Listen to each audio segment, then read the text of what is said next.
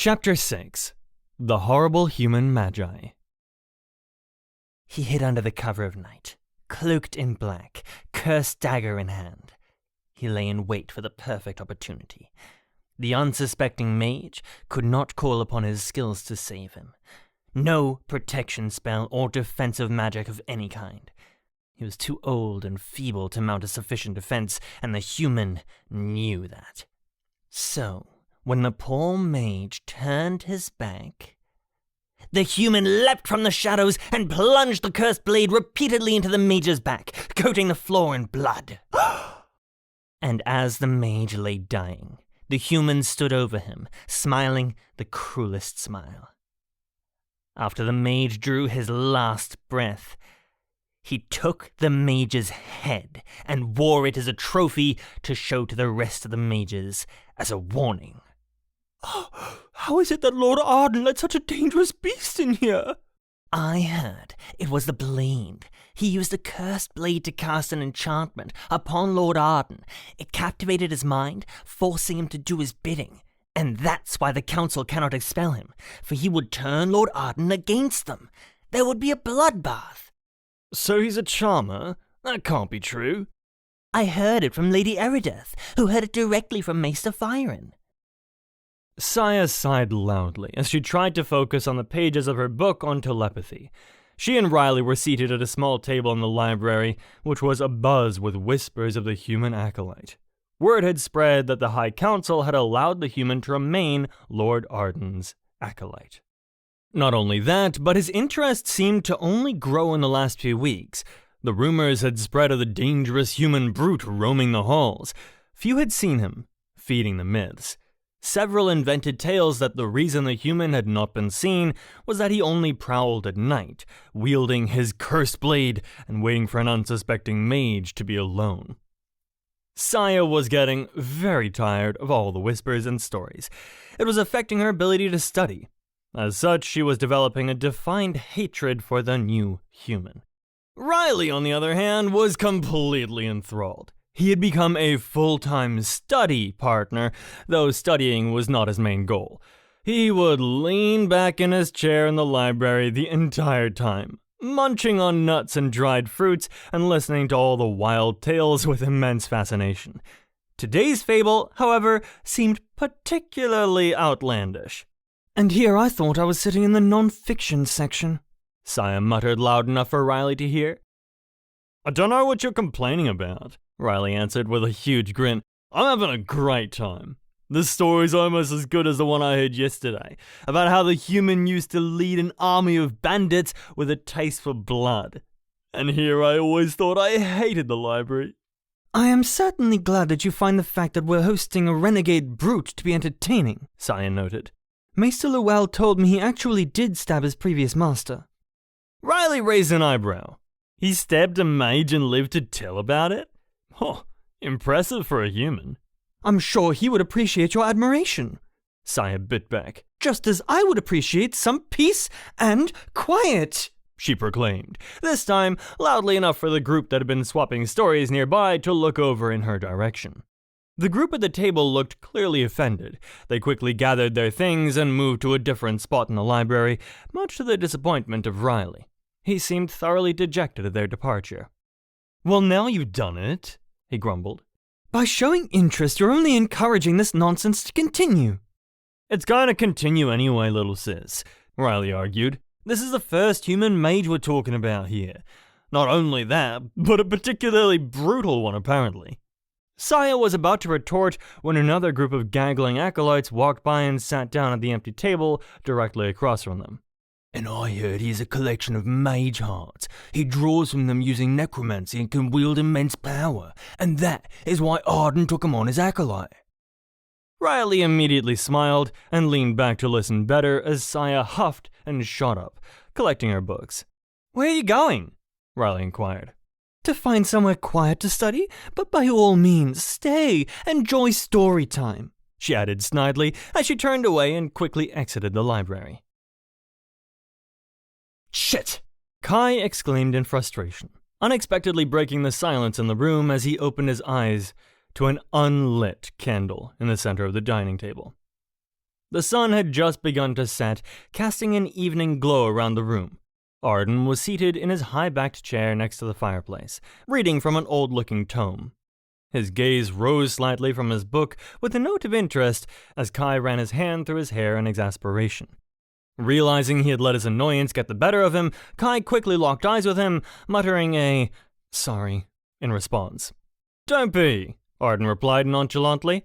"I happen to endorse the occasional cathartic release. That and alcohol," Arden added as he saluted with his current glass of fire whiskey.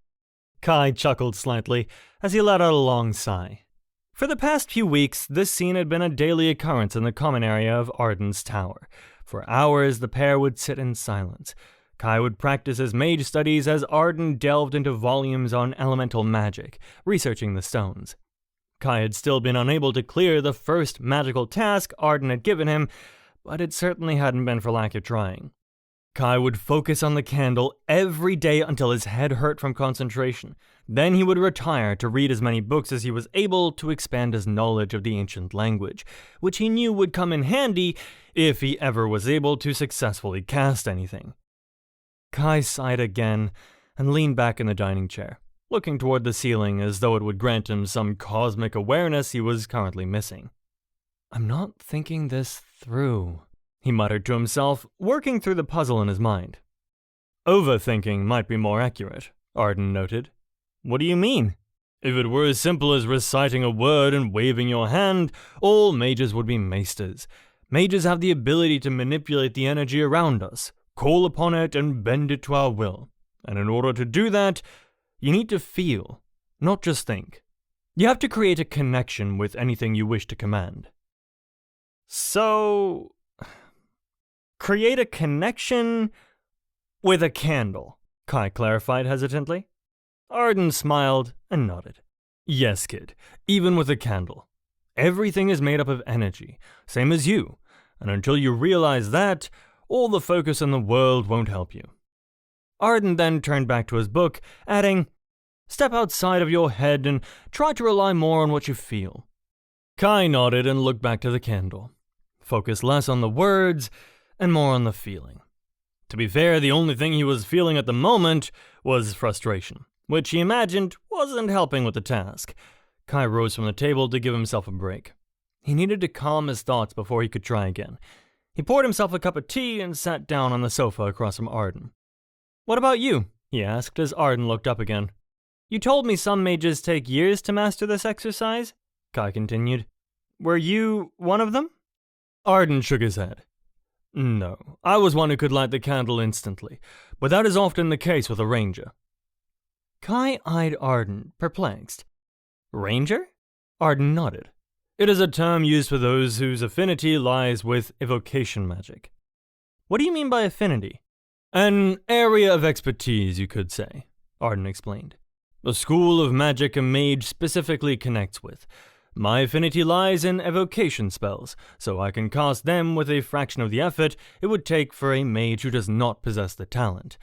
While Marine, on the other hand, is a healer whose affinity lies with remedium magic, which means she can drag someone from death's door with the same amount of effort that it would take for me to heal a paper cut.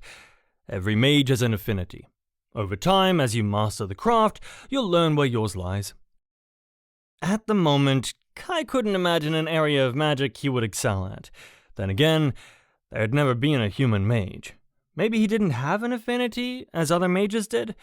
Perhaps every spell he learned from here on out would be met with the same hurdle as lighting the end of a candle. Arden did say some mages took years to clear the first task. Perhaps every other spell he learned would take years as well. Kai felt rather disheartened at the prospect. Later that evening, Kai once again tackled his nemesis. He tried to take Arden's suggestion, reaching out with what he felt. But this, too, proved tricky, since Kai wasn't sure what he was supposed to feel. Would there be some unknown surge of energy he would suddenly be granted by successfully connecting with the world around him? Better yet, how was he to go about creating a connection with an inanimate object? Was a candle supposed to have a different kind of energy than, say, a chair? The whole thing made Kai feel even more frustrated at his inability to understand. When Arden decided to retreat to his quarters as the moon rose, Kai decided a full night's rest probably wouldn't hurt him as well, and abandoned his efforts for the evening. However, lying in his bed several hours later, Kai realized rest wasn't going to be easily granted. His mind wouldn't quiet, no matter how much he tried to silence it. Kai had his eyes shut tight in the effort to grasp sleep, but he kept trying to sense the energy that was supposedly around him. The energy that he should be able to command as a mage. He opened his eyes when he was unable to detect anything aside from the slight breeze outside his window and the harmonious sounds of crickets. If he had the talent, shouldn't he be able to understand? Inadvertently, a familiar voice popped into his head. Humans cannot be mages. Their minds cannot process the ancient tongue or hope to cast with it.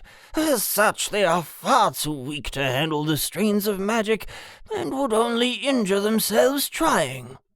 The council had thought him incapable, and what frustrated Kai more than anything was that somewhere in the back of his mind, he was worried they might be right.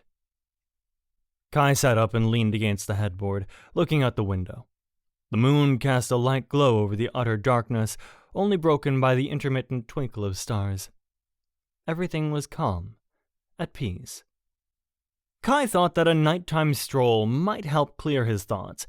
Carefully heading out of his bedroom, he quietly entered the common room, trying his best not to disturb Arden's meditation. Kai slowly and silently exited the tower door. He then quickly proceeded down the winding staircase to the castle below. Entering the great hall at night, he was greeted by a completely different atmosphere than he was accustomed to. There were no other mages in sight. The place was deserted, and only Kai's footsteps could be heard echoing against the marble floor.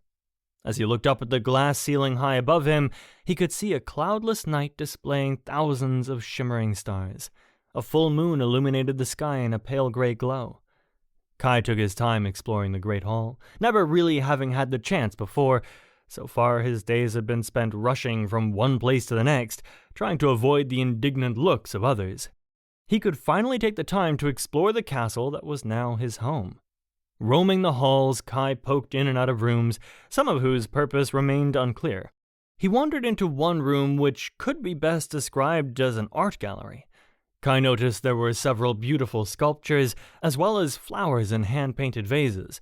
In a corner, on the south side of the Great Hall, Kai noticed one particularly large painting that captivated his attention.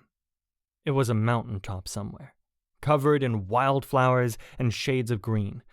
The wind whipped through the grass, giving the appearance of it swaying even in the still image. The sky was the lightest of blue, without even a trace of a cloud. Coming to a ledge, the scene opened up to a wide, vast ocean.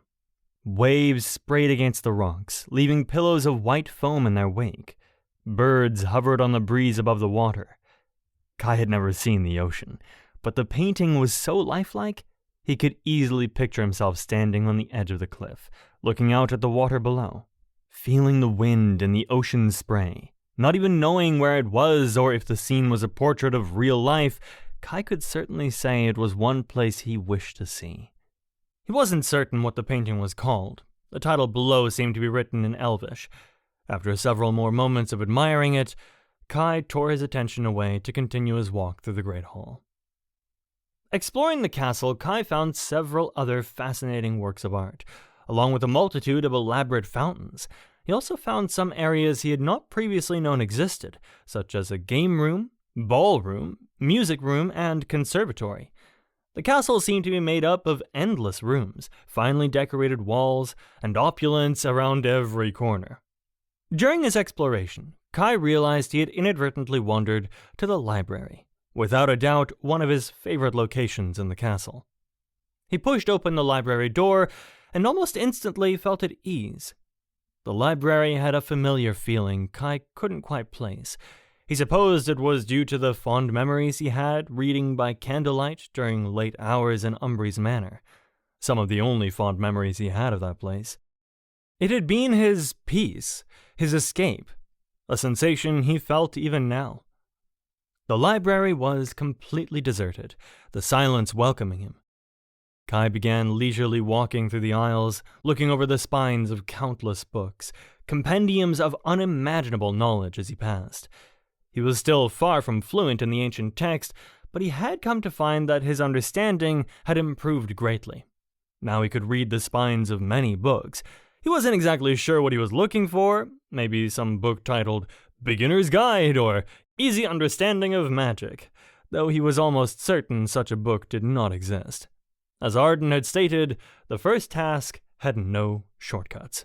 It was learning to use a muscle he never had before, and that could only be done the hard way. But amongst the spines, one book did catch his attention. Serenai Zephyrin, meaning the calming of winds, elemental magic. Arden had said that he was searching for knowledge about the creation stones. While he was here, perhaps Kai could assist in the search. Kai picked up the book and opened it. With just the first page, he could tell his understanding was still seriously lacking, but he was picking up enough words to piece together some of the meaning. Perhaps as he read, his understanding would increase. Kai turned the page and began heading toward the nearest table. As he turned the corner of the bookshelf, he was so engrossed in his reading, he did not notice someone standing right in front of him.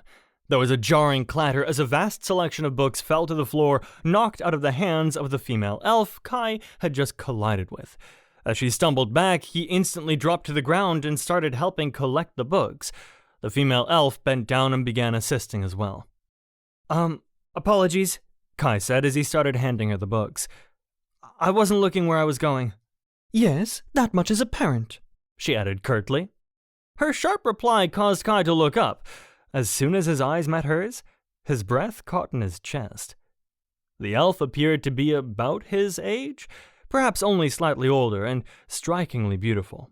She had a warm olive complexion and thick, dark brown hair that fell past her shoulders. Her face was a perfect oval, and her eyes were the color of amethysts and seemed to almost glow. Kai felt somewhat immobilized in her presence. Well? She questioned impatiently.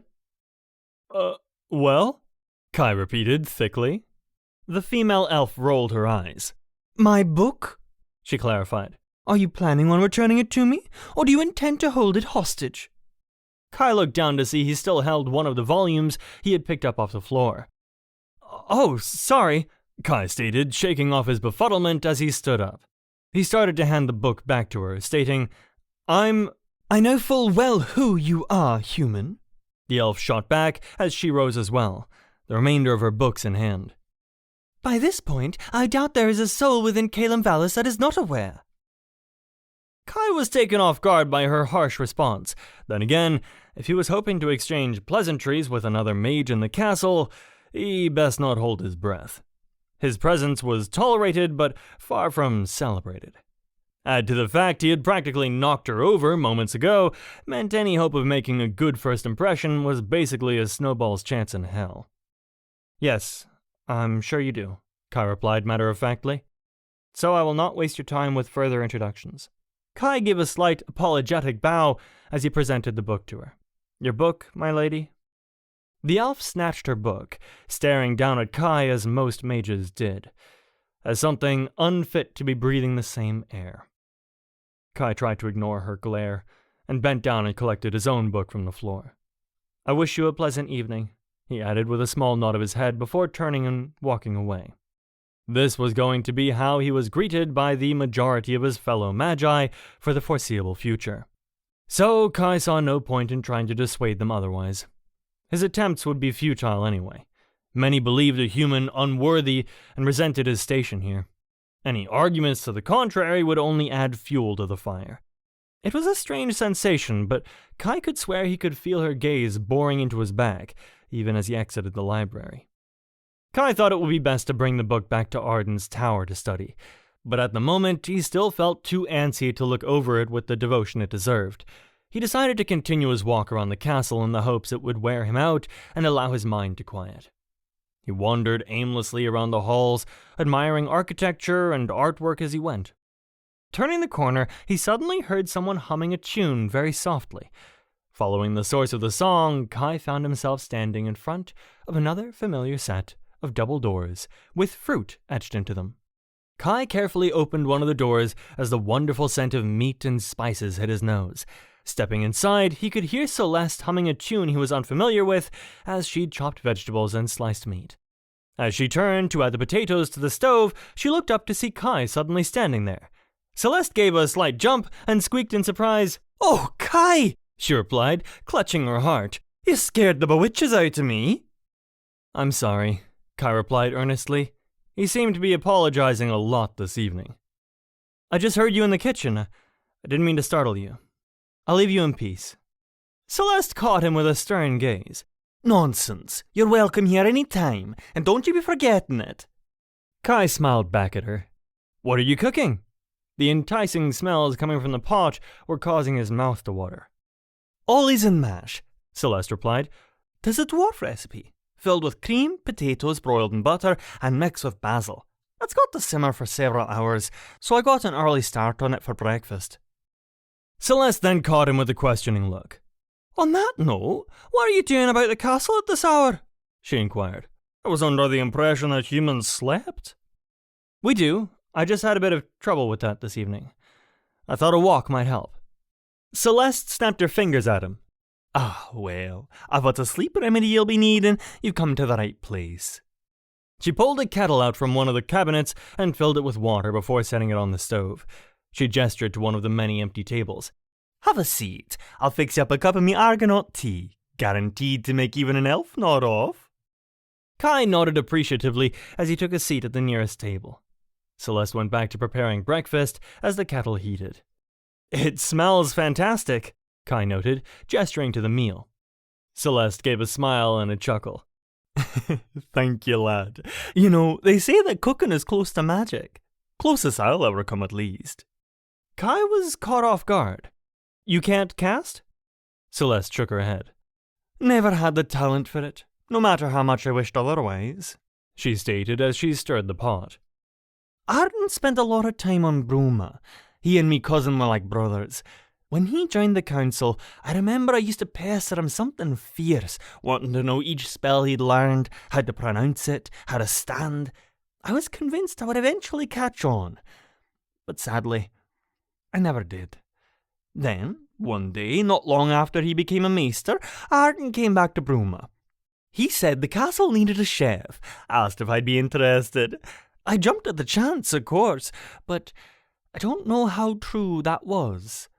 From some of the whispers I've heard, he had to fight tooth and nail with the council to allow a non-magic wielder in Caelum Vallis. But I think his thinking was, if I couldn't cast magic, at least I could be close to it." Celeste paused for a moment before looking back at Kai with a smile. "He's a softie, that one. Don't let him try convince you otherwise." Kai smiled back as Celeste went back to chopping vegetables. "Speaking of, I hear congratulations are in order," she mentioned as Kai looked back at her confused. "I heard the council officially welcomed you as Arden's acolyte." Kai couldn't help but chuckle slightly. "I think welcomed is a bit of an overstatement. I feel reluctantly accepted would be more appropriate." "Ah, that's to be expected. A bunch of old codders, a lot of them, not good with change, and a good lot of mages thinking themselves above certain races, especially humans."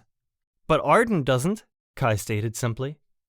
It was a marvel to him, considering the way so many of the council members behaved. Celeste nodded in agreement.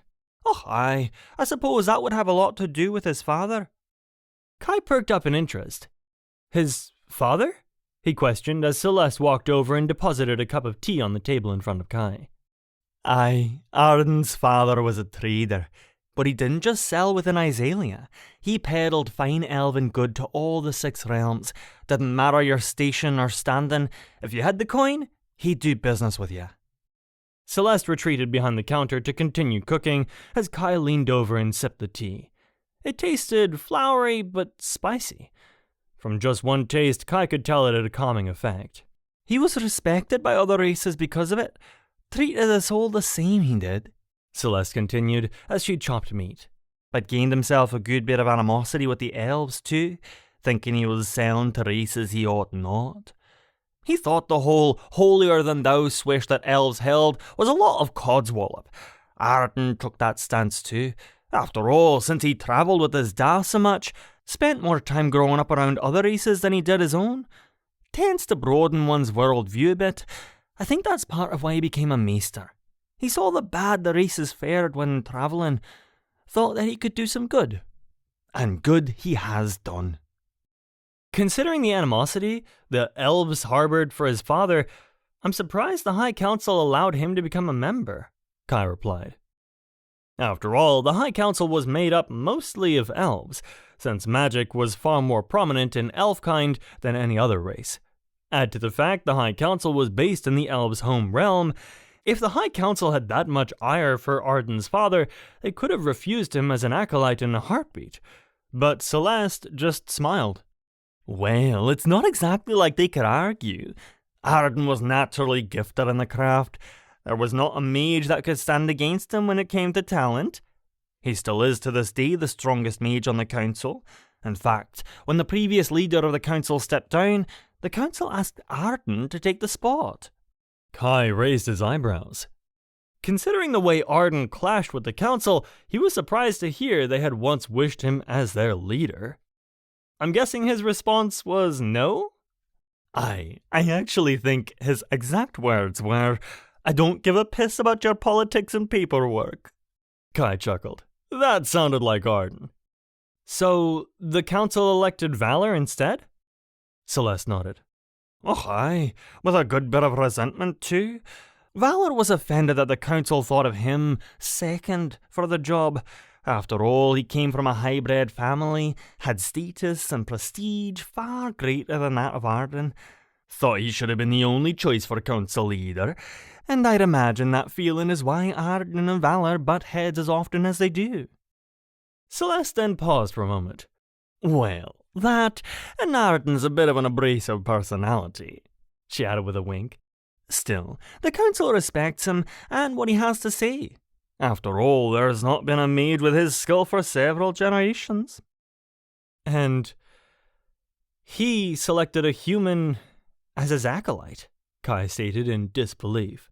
The more he heard of Arden, the more he questioned why he asked Kai to be his apprentice in the first place. Even if Kai did possess the skills of a mage, he was hardly gifted in the craft. Arden could have asked some of the most talented mages in the 6 realms to study under him, an offer it sounded like any would gladly accept. If it was simply for the purpose of keeping Kai alive, Arden could have just offered him asylum in Izalia. Celeste just looked back at Kai with a soft grin.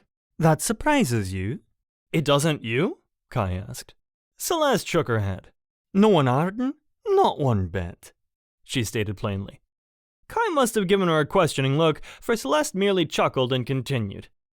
A few years back, a mage from an elite elven family reached out to the High Council with a specific interest in becoming an acolyte studying under Lord Arden, to be exact. The boy was talented in the craft, and as such, wanted to tutor under the best.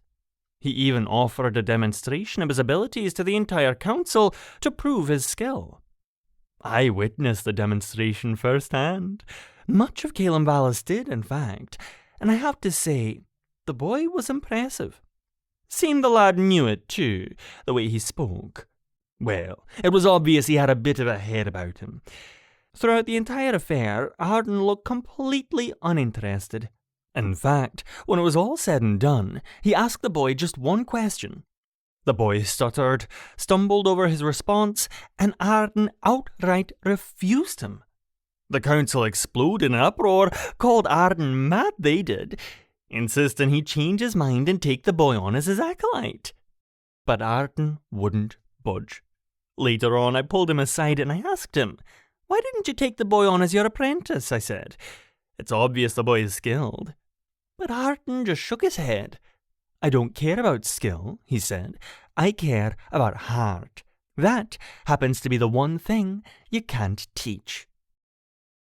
Celeste looked up from her cooking and stared Kai straight in the eye. "You got heart, lad," she stated sincerely. "Mountains of it. Everything else? Well, as Arden says, that can be taught." Kai thought over Celeste's words, staring at his now empty cup of tea. What was the one question Arden asked the boy? Celeste gave Kai a knowing smirk. Would you trade your life to save another's? Kai felt at a loss for words. Arden thought him a more worthy student than a talented elf mage from a high-born family. He had faith in him, trusted him. For all who in life had told him he was less, Arden was the first to say he could be more. As such, Kai felt determined not to disappoint him, to prove himself a worthy acolyte. His thoughts instantly drifted to the candle waiting on the kitchen table upstairs. Kai stood up from the table and collected his book. I feel as though your remedy may have worked, Kai stated as he placed the empty teacup back on the counter. I should head back to Arden's tower to try and get some sleep, but I thank you for the tea and the conversation. Bah, Celeste balked with a wave of her hand. Hardly been eating thanks. Wasting your time speaking to an old girl like me? It is never a waste, Kai stated sincerely. And you're certainly not old. Celeste beamed back at him and chuckled. See what I mean? She said, pointing a finger at Kai. All heart you are. Kai smiled back before giving her a slight bow. Good night, Celeste. Aye, sleep well, Kai, she added, with a nod of her own. Standing once again in Arden's tower, Kai could not tear his eyes away from the candle sitting in the middle of the dining table. Such an ordinary object that he had used 1,000 times before would not defeat him. Kai found himself sitting down at the dining table once more. Arden had given him clues on how to unleash his magic, that it was more about feeling than speaking. But that was the trick. What was he supposed to feel? Kai reached out and touched the unlit candle. There was no energy radiating off of it that he could detect, so perhaps the connection had to be initiated with him? But there lay the problem. You could create connections with people, even with animals. Creating a connection with an object, though, wasn't possible. Was it? Arden had said it was, and clearly it was something he could do. You are overthinking this. Kai placed his hands on the temples of his head, Arden's words bouncing around in his brain. Okay, less thought, more feeling. So what feeling did he get looking at this candle? Kai stared hard at the formed wax for a solid minute, unable to shake the sensation that this was rather ridiculous. Nothing. He got no feeling from a candle. I mean, it wasn't like it was a beautiful view, or a piece of music, or a painting. Kai froze as soon as the thought ran through his head. A painting. The painting in the Great Hall. That, too, was an inanimate object. But Kai had got a feeling from it. Like he was standing on the edge of that cliff, looking out over the ocean before him. He could feel the sun, the wind, and the spray of the water. For a moment, no matter how brief, he had been connected to that painting. It had felt like he was a part of it, and it was a part of him. So maybe that was the key. To connect with something, imagine it was a part of you. Kai studied the candle before him in great detail, looking over every inch of it, memorizing the height, the silver holder it sat in, the wick, the color of the wax. Kai closed his eyes, creating a perfect replica in his mind. Focusing on the candle within him, Kai imagined it ignite. He could feel the heat from the flames, see the fire dancing clearly. This time, as Kai raised his hand for the spell, he imagined the flame not being produced from some unknown location in the ether. This time, he imagined the flame coming from within him, the same place his envisioned candle was burning. Pyrela, Kai whispered, imagining the heat flowing from his chest and passing through his fingertips, out toward the candle. As Kai slowly opened his eyes, he quickly shot up, knocking over the dining chair with a loud clatter. Kai stood immobilized for several moments, staring in shock. For there, sitting on the dining table in all its glory, was a single, burning candle. It was casting small shadows around the common area, the flame dancing almost in celebration. Kai chortled in disbelief, slowly approaching the lit candle as though it was about to attack. He had done it. Clapping could be heard, and Kai spun around to see Arden standing at the foot of the stairs. The ruckus Kai had made seemed to have drawn the elven maester from his quarters. Arden stood grinning and slowly applauded Kai's achievement. "Very good, kid," Arden commented as he looked at the lit candle. "Hard part's over. Now, the fun begins." The sun was hanging low in the sky as Saiyah crossed the courtyard in a particularly bitter mood. She had just left the library yet again, being unable to focus because of the chatter and nonsense around her. She had thought of merely studying at night, but the other night when she had tried to, she had actually run into the human that was the cause of all this to begin with. And because of that meeting, Saiyah could safely say the stories were a load of bollocks. The human's demeanor did not scream brutal killer or hunter of mages. In fact, he appeared quite ordinary indeed, from what she had discerned. Still, he did not belong here. And if he wasn't here in the first place, these stories would not be swirling around the castle, and Saiyah would not be having such trouble focusing. She was attempting to master telepathy, which was a particularly tricky art to learn in the first place, and certainly made more so if there was no place of solitude in which to study the craft. Riley was of no help whatsoever. He thought the tales of the human were great fun, and wouldn't lift a finger to help her silence the masses. Kes had taken the approach of merely studying in her quarters. Saiyah would take that approach as well, if she could. However, Maester Luell tended to be quite chatty when she was trying to focus. She would complain to Saiyah about the council or members of it that caused her particular grief, namely Lord Arden. And while Saiyah appreciated that her master felt at ease enough with her to engage in small talk, it did make actually learning the magical arts rather difficult. As it was, Luell didn't really ever teach Saiyah magic herself. Instead, if Saiyah asked her about a spell, she would tell her to go to the library. All the answers in the world lie there. The library, however, was quickly becoming a useless endeavor. As Saiyah looked up, she was pulled from her train of thought by a figure walking by. There, crossing the courtyard a few feet ahead of her, was Maester Arden. He was carrying several books and heading to his tower for the evening. Saiyah immediately straightened herself up. If she wanted this issue addressed, she would take it straight to the source. Maester Arden! Saiyah shouted to catch his attention as she rushed to catch up with him. Maester Arden stopped and turned to Saiyah, looking slightly bewildered. As soon as Saiyah was close enough, she bowed slightly and stated, Sulara no, Maester Arden. Sulara no, Saiyah, Maester Arden replied as he turned and attempted to continue his walk with Saiyah following him. I'm assuming you flagged me down for some reason other than a simple greeting? Said Arden as Saiyah matched his pace. Saiyah nodded. Actually, I was hoping to discuss a matter with you. Maester Arden gave her a confused sideways glance. If you have questions, Saiyah, might I suggest you take them to your maester? I think Luell's head may actually explode if she hears you sought counsel from me. Saiyah thought that to be a fair assessment. Maester Luell often had a great many things to say about Maester Arden. None of them could be considered kind.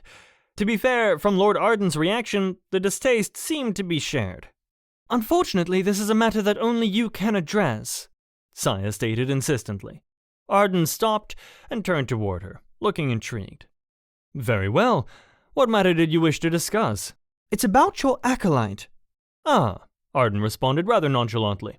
Most things seem to be nowadays, so tell me, what grievances do you have with him? I merely wish to know why. Why did you ask a human to be your acolyte? Arden shrugged. Why not? You believe him unworthy? Yes. Arden seemed amused by Saiyah's direct response. Saiyah had come to learn that Maester Arden appreciated brutal honesty, which was good because she wasn't in the mood to sugarcoat the situation. Really? He inquired.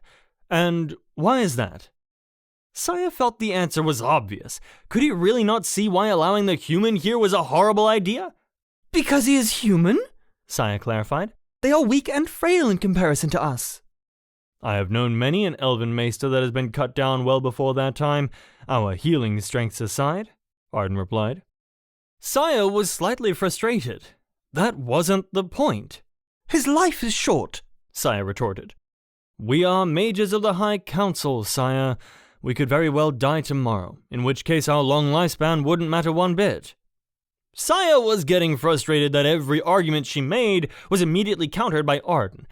He seemed adamant to shoot down her assertions no matter what she had to say.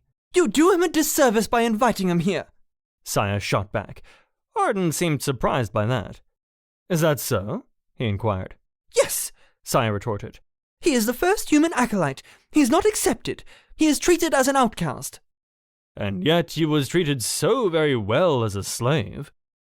Saiyah was momentarily at a loss from his counter, her mind trying to put together her rebuttal so that Lord Arden could understand, so he could see the problem with a human being a mage. Mages were the protectors of all 6 realms, and a human could never be that. But as she silently formulated her argument, Arden merely shook his head. You know, I've often considered Luelle to be an arrogant, entitled adult child, not possessing enough sense to pound salt, he stated. But I did applaud her choice of you as her acolyte. You've always struck me as someone with high intelligence, with your head on straight. Clearly, I was far too generous. Saiyah was momentarily stunned by Arden's insult. As the meaning of his words sunk in, Saiyah's anger flared. Excuse me? She seethed. Have you actually spoken to him? Arden inquired, unconcerned. My acolyte. Saiyah hesitated. She doubted the small, hostile interaction she had had with him in the library could really count as a conversation in Arden's eyes. No, not exactly, she reluctantly replied. Then you are merely relaying the opinions of others without forming any of your own. If you think he is so unqualified, then talk to him. Tell me in your own words why he is unfit. Perhaps then I will take your concerns more seriously, but don't come back to speak with me on this matter until you have. Saiyah just stood there silently, unable to contest Lord Arden's argument. It was true. Her basis for believing this human was unfit to be a mage was not based on personal observation. But she had been around humans enough to know they did not possess the ability to fight. Why, without other races looking after them, they would easily die out. They were injured far too easily to even think of participating in battle. Throwing those breakable creatures into a fight was a recipe for disaster. Saiyah understood this, even if Lord Arden didn't. After a few moments of silence, Arden added, I trust that concludes our conversation. Anor Norin, Saiyah. He then turned and walked away without another word, leaving a seething acolyte in his wake.